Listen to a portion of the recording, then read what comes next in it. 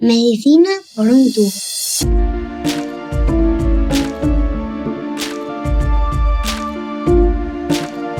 Bienvenidos a Medicina por un tubo, el podcast de Roche España en el que le ponemos voz a la salud. Si hablamos de hemofilia, es muy posible que solo atribuyamos a la mujer el papel de transmisora del gen mutante que propaga la enfermedad, como sucede, por ejemplo, siempre que señalamos a la reina Victoria I de Inglaterra como el origen de la patología en las casas reales europeas. Pero el tiempo, el avance del conocimiento, desmonta mitos. Las mujeres también sufren la hemofilia. Prolongar el estereotipo de que se trata de una patología que solo afecta a hombres genera además un problema, ya que hace que muchas mujeres convivan con síntomas sin sospechar qué les sucede realmente. Hoy les damos voz.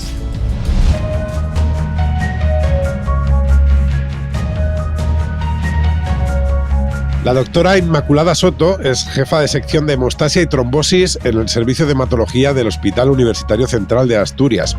A ella acudimos para conocer cómo conviven las mujeres con hemofilia. Doctora, bienvenida a Medicina por un tubo. Encantada, buenos días. ¿Cuál es su percepción sobre la visibilidad que tienen las mujeres en la hemofilia? Pues como comentábamos previamente, está demasiado presente todavía entre nosotros esta especie de mantra de que las mujeres son las transmisoras de una enfermedad así tan grave, pero como que ellas se libran, ¿no? Que ellas la transmiten pero no la padecen, ¿verdad? Son ellas mismas, las propias mujeres que son portadoras, que por cierto actualmente el término portadora está en desuso, se prefiere llamarlas hemofílicas y es yo creo que el término hacia el cual debemos de tender todos. Pues estas mujeres son ellas las que tienden a opacarse, a pasar ellas inadvertidas, porque son muchos años, varios siglos, de ser ellas como las culpables, de culpabilizarse de la transmisión de una patología tan grave que como que se la pasan a sus hijos varones. Históricamente el varón ha sido pues la cabeza de la familia, como el importante, el que tiene el peso de conducir a las familias, a los estados, ¿no?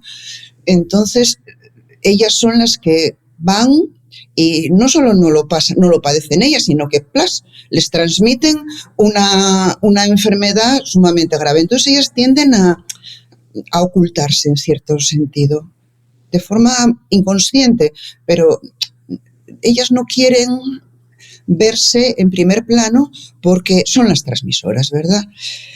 Y bueno, por otra parte, los síntomas de estas mujeres en comparación con las de sus familiares directos varones pasan mucho más inadvertidos porque son generalmente pues menos graves. La patología ha sido tan grave, tan trascendente en los hombres que digamos que porque ellas sangraran un poco más que las demás mujeres de la familia o del pueblo o de su ámbito, pues no era tan importante, pasaba más desapercibido.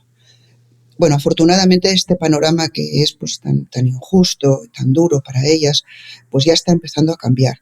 Y ocurre que paralelamente a los grandes avances que se están produciendo en el tratamiento de la hemofilia grave y ahora pues se está pasando a hacer un abordaje más profundo de los pacientes moderados y leves que antes, pues eso, en comparación con la gravedad de la hemofilia grave también quedaban no menos atendidos, pero pasaban más desapercibidos.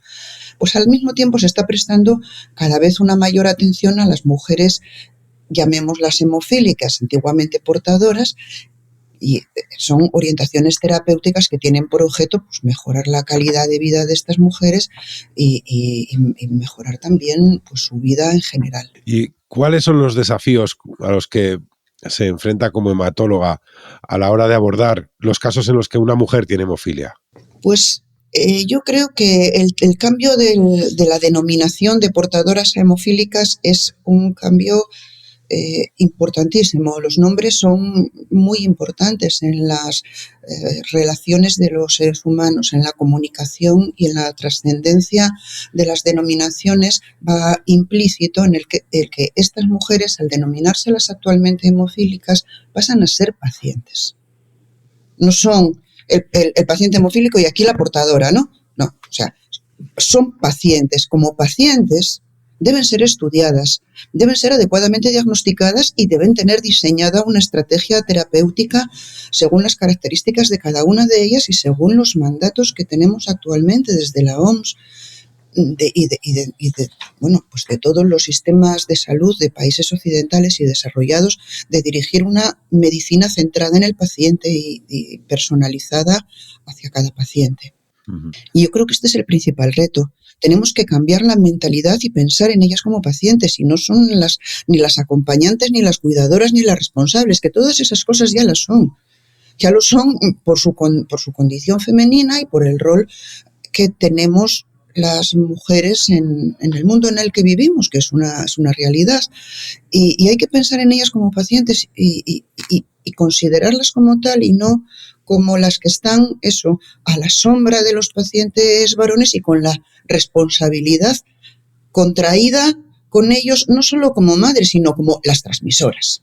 Es que esto es culpa tuya, tú me lo pasaste. O sea, a ver, qué menos que estés a mi vera todo el tiempo, qué menos que me aguantes las tontadas que se acompañan a mi condición de hemofílico, y es que me fastidia esto y me fastidia lo otro y me fastidia lo de más allá, además del sufrimiento de tener pues un hijo enfermo. Es un hijo enfermo para cualquiera, o un hermano enfermo o un padre enfermo son un familiar directo enfermo, pero además es que la culpa la tienes tú. Pues no tienen culpa de nada.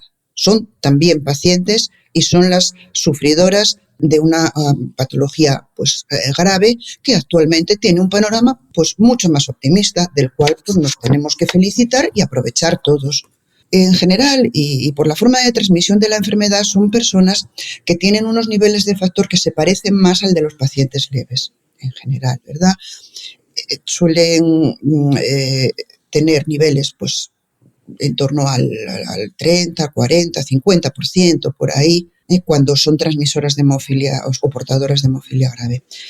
Sin embargo, es muy curioso que hay una constatación para la cual no tenemos una explicación todavía, de que a igualdad de factor residual, las mujeres sangran más, y no solo tiene que ver con sangrados relacionados con el aparato reproductor, sino tienen mayor tendencia al sangrado, y es una cosa sobre la que se ha hablado, pero que no hay una explicación suficientemente clara para ello. Pero sí que es cierto que un paciente varón con un 40% de nivel de factor, pues es que casi ni hemofílico, o sea, ya consideras que está, pues nada, va a hacer vida normal. Y una mujer con un 40% de factor 8 sangra más. ¿Y esto qué riesgos puede suponer en casos como un embarazo o en la menstruación? Pues mira, la menstruación en general suele ser más abundante y suele ser también más limitante para la vida cotidiana. Suelen ser mujeres que a veces tienen que quedar en casa, no pueden asistir al cole o al instituto o a la universidad, al trabajo, 1 o 2 días de los primeros días de la menstruación, o no pueden hacer las actividades de las demás niñas o mujeres de su edad, sobre todo actividades físicas, porque están limitadas por este sangrado menstrual abundante. Aparte de que hay en las mujeres hemofílicas la expresividad de la enfermedad puede variar mucho por un fenómeno que se llama de la ionización. Como sabéis, la enfermedad va ligada a una mutación en un cromosoma X. El varón, al tener un solo cromosoma X, pues ya padece la enfermedad en la gravedad que quede determinada por esta alteración genética. Pero en las mujeres, al haber 2 cromosomas X, hay un fenómeno que describió una genetista que se llamaba Mary Lyon, que por esta razón se llama fenómeno de la ionización. Los 2 cromosomas X tienen la misma dotación genética. Bueno, pues los genes que están repetidos en los 2, por algún motivo que yo al menos tampoco conozco bien, uno se anula y el otro prevalece. De forma que en el caso del gen que codifica, por ejemplo, para la síntesis de factor 8, pues si digamos que se anula el gen sano, predomina el gen que transmite la enfermedad. Esto tiene grados. Si la ionización es completa, en el sentido del gen sano, digamos que se anula por completo el gen sano, prevalece por completo el gen afectado, pues la mujer se parecería mucho, mucho a su contrapartida varón en la expresión de la enfermedad. No sé si me estoy explicando bien. Perfectamente. Sin embargo, puede ser que tenga un 90% de factor 8, porque el que se haya anulado por suerte haya sido el gen que transmite la mutación dañina, la mutación que transmite la enfermedad. Por lo general, la anulación suele ser 50-50. Por eso los niveles de expresión de factor residual en estas mujeres suelen estar, como os dije previamente, entre el 30-60%, más o menos, 40-50%, por ahí se suelen mover estas mujeres. Entonces, en función de cómo se haya producido este fenómeno genético, se va a producir la expresión del factor deficitario, del 8 o del 9. En función de la cantidad de factor que tenga, va a sangrar o va a sangrar más o menos en sus menstruaciones. Y en el resto de los compromisos hemostáticos que tenga, en la boca, en la amigdalectomía, en una cirugía, en una extracción dentaria, en un corte, en un traumatismo, en lo que sea que necesite una hemostasia competente. Esto en lo referente a las menstruaciones que me habéis preguntado. Con respecto a la reproducción y al embarazo y al parto, desde el punto de vista clínico, en el caso de las mujeres que padecen y transmiten la hemofilia A, resulta que el factor 8 con la gestación aumenta. Y esto favorece que no haya menos sangrados durante el embarazo en las mujeres que portan la mutación en el gen del factor 8. Sin embargo, esto no siempre ocurre. Y tampoco es el caso de las pacientes que transmiten la hemofilia B y padecen la hemofilia B. Por lo que siempre y en todos los casos, en mujeres portadoras es necesario un control exhaustivo de la gestación y del parto, y hay que tener diseñado un plan de parto. Siempre es obligado, y este plan de parto tiene que diseñarse con un equipo multidisciplinar que tiene que estar conformado tanto por el hematólogo como por el obstetra, el pediatra, el anestesista, los facultativos intervinientes en el proceso de la gestación y del parto. Es necesario tener un conocimiento en todo momento de los niveles residuales del factor deficitario, para poder atender las eventuales necesidades de tratamiento sustitutivo. También es necesario conocer el sexo y el estado de portador de la mutación responsable de la patología en el feto. Y esto tiene connotaciones en estudios genéticos preconcepcionales, posconcepcionales también. Y en el caso del feto varón hemofílico, pues exige una atención específica y personalizada para cada caso y desde el principio de la gestación. Y otro aspecto muy importante es el abordaje de la reproducción en estas mujeres, porque les genera un impacto psicológico muy importante el conocer que son posibles transmisoras de una enfermedad tan grave y la trascendencia que puede tener estas decisiones sobre la propia paciente y sobre su pareja y sobre su familia. También me gustaría decir que son mujeres que con estos sangrados y este punto débil que es el tener sangrados mensuales en la época en la que de edad reproductiva, son mujeres que tienen una anemia ferropénica crónica con mucha frecuencia. Están acostumbradas a estar cansadas. Y esto es como en el paciente hemofílico el dolor. ¿Te duele? No, y es que le pasas una escala de dolor y le pasa, estaríamos tirados todos porque se levantan con dolor y hay pacientes que viven todo el día con dolor. Pues estas mujeres viven con el cansancio, pero están acostumbradas a tener niveles bajos de hemoglobina y a tener ferropenias, que es una cosa que los hematólogos deberíamos de tener muy en cuenta cuando vienen a las consultas acompañando a sus hijos, padres, hermanos hemofílicos varones.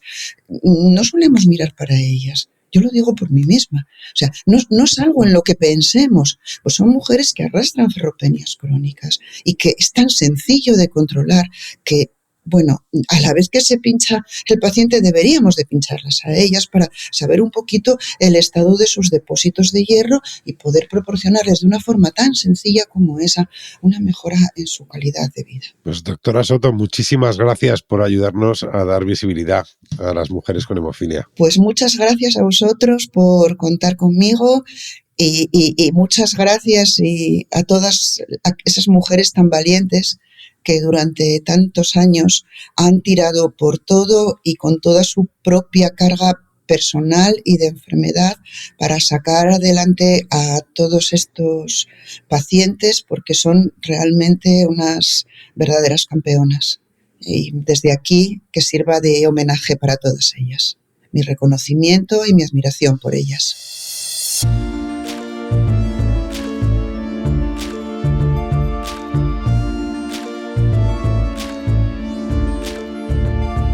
El abordaje de la hemofilia, también en mujeres, es un trabajo multidisciplinar. Nuestra siguiente invitada es Pau Bosch, enfermera de la Unidad de Hemostasia y Trombosis del Hospital Universitario Politécnico La Fe de Valencia. Pau, bienvenida a Medicina por un tubo. Hola, buenas tardes, ¿qué tal? Encantada. Desde el punto de vista de la enfermería, ¿qué necesidades únicas considera que pueden afrontar o que tienen que afrontar las mujeres en comparación con los hombres? Bueno, pues mira, en principio yo, para mí, aparte de otras que luego también nombraré, pienso que la más importante es la maternidad. Una mujer portadora de hemofilia se enfrenta a la decisión de ser madre o no ser madre. ¿Por qué? Pues porque su enfermedad como portadora puede transmitir al hijo varón la hemofilia. La hemofilia es una coagulopatía grave, aunque existen varios niveles, pero que puede, vamos a ver, que la mujer de alguna manera, si es conocedora de su diagnóstico, es decir, si ella sabe que es portadora, porque hay mujeres portadoras que no conocen su condición, son madres y tras haber tenido al niño, o entonces vamos a ver, algunos rasgos en el niño, entonces se dan cuenta de que el niño tiene hemofilia, por tanto, se les hace un estudio y ahí se dan cuenta que son portadoras. En los casos en que la madre sí conoce que es portadora, ante este reto de la maternidad existe la posibilidad de hacer estudios genéticos. Es decir, la madre se queda embarazada porque decide quedarse embarazada y entonces se hace un estudio prenatal. Este estudio prenatal lo que hace es, primero, en principio, es saber el sexo del bebé. Si es una mujer, es una niña, no tendrá hemofilia. En el 50% de los casos podría ser portadora, porque el gen que transmite la madre es el gen X. Las mujeres tenemos, nuestros cromosomas son XX. En la mujer portadora hay un X sano y un X, digamos, con ese punto diferente. Dependiendo de cuál de las dos X transmite la madre, pues si es una niña será portadora y si es un niño, sí o sí siempre será, el 50% será un varón con hemofilia.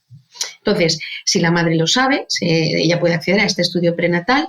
Una vez sabe el sexo del niño, también a partir de ahí se puede saber si el niño tiene hemofilia o no tiene hemofilia. Y en estos casos a la madre se le da a elegir o seguir adelante con el embarazo o abortar. Entonces, yo personalmente como mujer y como madre, me parece que una decisión como esta es una decisión muy importante, porque eres tú la que vas a transmitir esa enfermedad. También es cierto que actualmente la hemofilia, los tratamientos de hemofilia la han convertido prácticamente en una enfermedad crónica. Pero bueno, en sí, una madre portadora, si tiene un niño varón, no deja de transmitirle la hemofilia. Otras necesidades que también tiene la madre, que no tiene el padre, es que la madre sufre durante su vida, independientemente de que sea madre o no, tiene sangrados menstruales muy abundantes, que igual pasan desapercibidos porque en la familia es lo que a veces pasa. La mamá también sangra mucho cuando tiene la menstruación o pues no te preocupes que a tu abuela le pasaba lo mismo. Quiero decir, son cosas que se normalizan y muchas veces la mujer, ante estos síntomas de sangrados abundantes en la menstruación, no es consciente de que puede que sea portadora. En esos casos, embarazo, menstruación, en términos de salud, ¿qué recomendaciones le dais a las mujeres? Pues durante la menstruación son mujeres que sangran más de lo normal, pero bueno, llevan la regla en condiciones normales, a no ser que haya un sangrado excepcional que sea más abundante, y en ese caso sí que se podría administrar algún tipo de factor de coagulación o algún tipo de transfusión de plasma. Pero bueno, en principio no lo requieren. Sí que necesitan controles porque al tener reglas tan abundantes pierden mucha sangre, pueden tener anemia, puede tener... ¿De acuerdo? Pero en principio las reglas las tienen que llevar así porque, vamos, no hay tratamiento. Y si es importante, pues nada, que acudan a los reconocimientos, a sus citas en la unidad para hacer controles de lo que te he dicho, hemogramas, hierro, todas estas cosas. Y luego, sí es muy importante en el parto, sobre todo en el parto, porque durante el embarazo la madre está perfectamente, a no ser, bueno, pues eso, algún accidente, algún golpe, Entonces, sí que es muy importante, si la madre sabe que es portadora, tiene que poner en conocimiento del equipo que le atienda en el parto que ella es portadora de hemofilia. Y si ya se ha hecho las pruebas y sabe que es un varón, hay que tener muchísima precaución porque el parto deberá ser natural. Es decir, no se tendrán que utilizar ningún tipo de instrumento para ayudar a nacer al bebé, porque esto le puede producir hemorragias muy graves intracraneales. Esto que os acabo de apuntar es en muchas ocasiones lo que destapa el diagnóstico de la madre. La madre no sabe que es portadora, el niño, el parto es asistido con instrumentalización y se le provoca una hemorragia grave en la cabeza. Entonces, al hacerle las pruebas al niño, se le diagnostica con hemofilia y entonces a la madre se le hacen las pruebas y en ese caso se descubre que la madre es portadora. Hay muchas madres, ya te digo, que van y no saben. O puede que el niño también sea, bueno, tampoco es siempre lo mismo, pero puede que el niño sea una hemofilia de novo, es decir, una hemofilia espontánea. La ayuda, en este caso, tiene también un punto de vista emocional y educacional. Tienen que saber y comprender la situación. ¿Cómo les ayudáis en este sentido? Pues la enfermera tiene un papel muy importante en el apoyo a la mujer portadora, tanto en educación para la salud, en lo que es la hemofilia y cómo se comporta la hemofilia, no, ella como portadora, que va a tener sangrados, que no van a ser tan graves nunca como la hemofilia que sufre el hijo, porque el varón siempre sufre la hemofilia, pues con rasgos de mucha hemorragia, que la madre va a tener, pero no como el hijo nunca. Entonces, sobre todo y muy importante es hacer educación para la salud, darles una información siempre clara, desde el punto de vista de la alimentación, desde el punto de vista de lo que hemos comentado antes, de los chequeos, de acudir a las consultas. Y luego, cuando son madres de niños con hemofilia, es intentar dar toda la información sobre la enfermedad, hacerles ver que dentro de lo que es una enfermedad rara, como es la hemofilia, hoy en día, actualmente, hay tratamientos que hacen que se normalice, entre comillas. La hemofilia nunca desaparece, pero estos tratamientos evitan los sangrados, como son los hemartros, que los hemofílicos o los pacientes con hemofilia tienen muchos sangrados en las articulaciones, lo que las va dañando a lo largo del tiempo, pero ahora con estos tratamientos que se administran en profilaxis, no como antes, que había algunos que estaban con profilaxis, otros no, y la explosión que ha habido en la mejora de los nuevos tratamientos hacen que todos estos síntomas, es decir, sangrados cero o los mínimos sangrados, y eso les permite realizar las actividades de su vida diaria con normalidad. tanto en deporte, como en el trabajo, como en el colegio, como ir a fiestas, socializar. Pues Pau Bosch, muchísimas gracias por acompañarnos en Medicina por un tubo. A vosotros. Espero que os haya sido de ayuda y encantada de haber participado.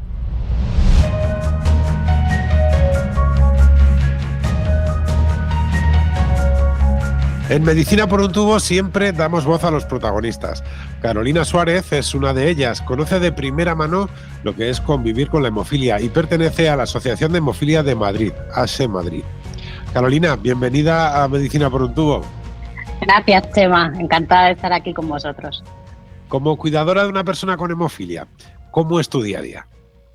Pues la verdad es que es un poco agotador, porque si de normal ya un niño agota, imagínate cuando tienes que tener 1000 ojos para que no le pase nada. Es un niño de 2 años, como ya sabéis, los niños de 2 años pues no paran de arriba para abajo y entonces tú siempre vas adelantando que si le va a pasar esto, que si se va a caer.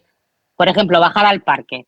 Bajar al parque es no poder quitarle el ojo porque se sube al tobogán y al final es un desgaste mental porque es constantemente pendiente de él y claro, tan chiquititos tú no puedes, él no lo entiende, entonces él va a hacer lo mismo que un niño de 2 años y medio o peor porque el mío aparte es hiper mega movido, entonces al final es agotador, pero bueno, se va llevando, yo creo que conforme van creciendo eso se va aliviando un poquito. ¿Y cómo te afecta personalmente el cuidar de un ser querido, tan querido como un hijo, en estas condiciones? Pues a ver, pues al principio muy mal, porque cuando descubres la enfermedad, pues siempre te pones en lo peor. Yo tampoco no conocía la enfermedad. Y, jolín, pues algo muy tonto como que no pueda jugar a fútbol, por ejemplo, que hoy en día los niños, el fútbol es pues el deporte estrella, se juega en el recreo del cole, se juega en los parques.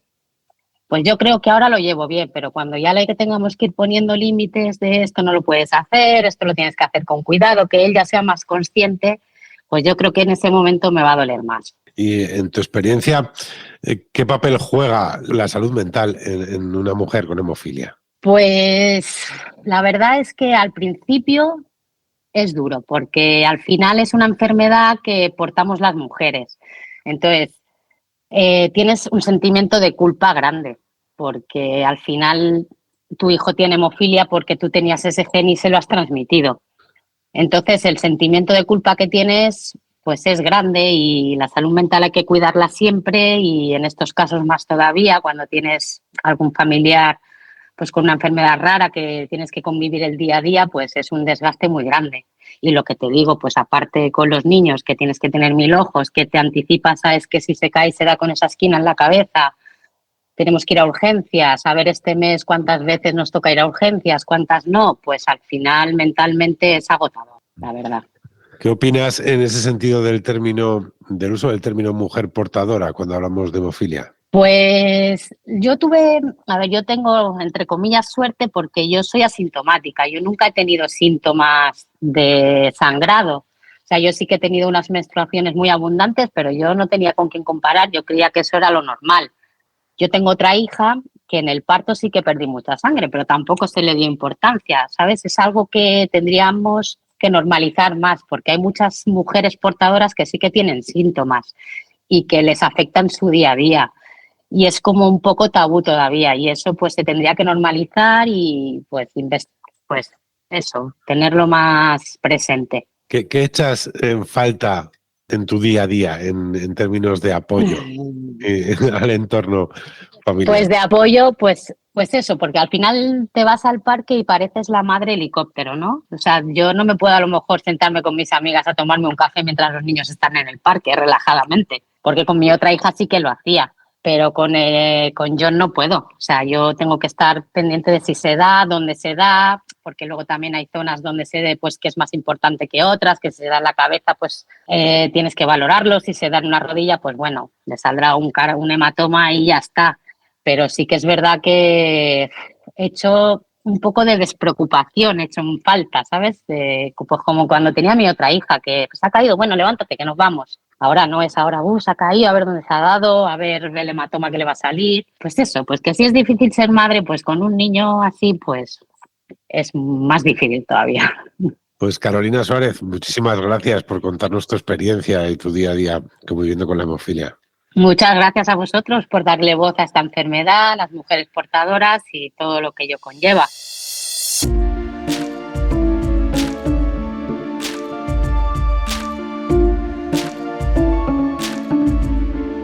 Y hasta aquí este episodio de Medicina por un tubo. Con la doctora Inmaculada Soto, la enfermera Pau Bosch y Carolina Suárez hemos tratado de dar visibilidad a la hemofilia desde el punto de vista de la mujer. Si el programa te ha parecido interesante, no dudes en compartirlo y en seguirnos en tu plataforma de escucha preferida para seguir accediendo a contenidos como este. Además, siempre puedes ampliar información en roche.es. Repito, roche.es. En Medicina por un tubo creemos que la información de calidad también contribuye hoy a satisfacer las necesidades futuras de los pacientes. Un saludo.